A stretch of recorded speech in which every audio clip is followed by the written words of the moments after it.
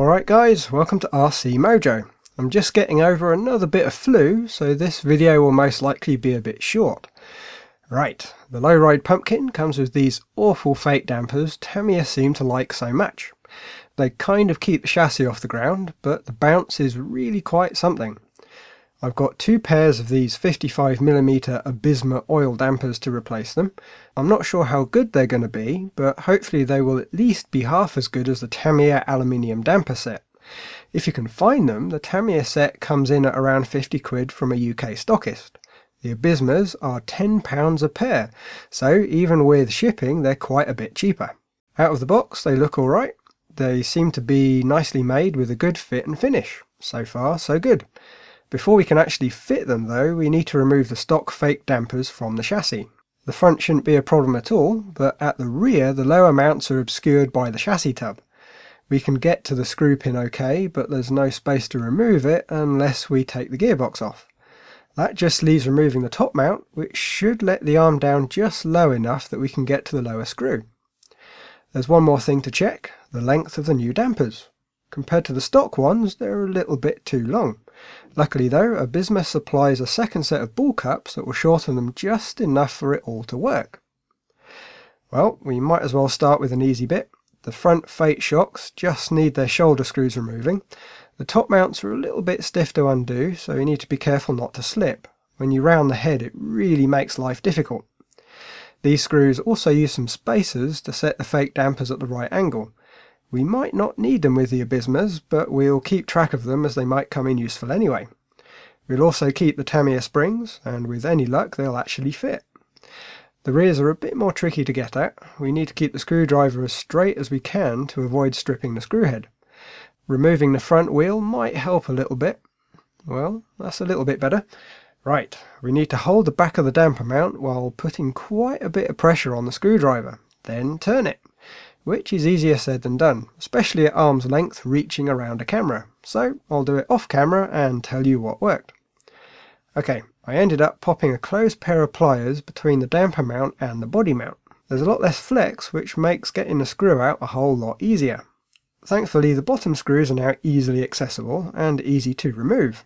Whatever the top mounts are actually made of, they really do like to grip the screws. Right then, there's the chassis ready. Let's sort out the new dampers. Before we fit them, I'd like to know if there's actually any oil in them. There's definitely something, but they do feel a bit underdamped.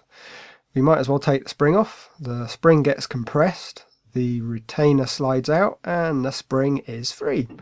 Same as pretty much every other oil damper. Now we can unscrew the cap. It's a bit tight to get started, but the threads feel nicely cut. Now we have the mounting widget, which just lifts away. The seal pops out too, so we can see the contents. And well, there's something in there, but it's extremely thin. We might need to change that for something a little bit thicker at some point, but it'll do for now. Another thing that stands out, the shaft has a really good wobble to it. If I had to guess, I'd say there's only a single O-ring and not a whole lot else holding the shaft in. Not the worst I've seen, but not the best. To change the ball cups, we need to wrap the shaft in some card so we don't scratch the shaft with the pliers. It's done up really tight, so really squeeze for the initial twist.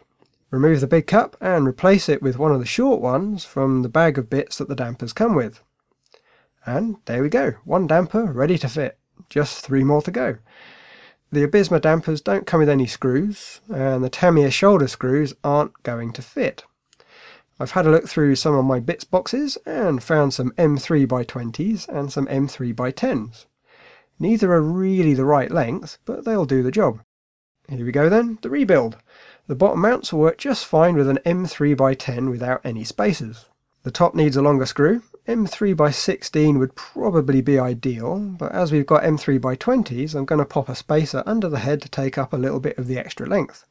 Fitting's going to be a bit of a pain, but since we've got a cap head, we don't have to mess around trying to do it up with a Phillips screwdriver.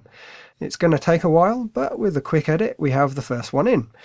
The other side is the same, M3x10 on the bottom and an M3x20 on the top. We might as well put the front wheel back on, as we don't need the extra clearance anymore. There we go. We'll fit the front dampers just like the rear ones, an M3x10 on the bottom and an M3x10 up top with a spacer under the screw head.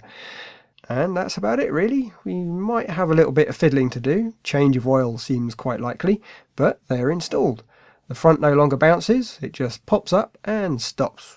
So they're definitely doing something. I have to say the quality and feel isn't anywhere near the Tamiya aluminium damper sets, but if they work, they work.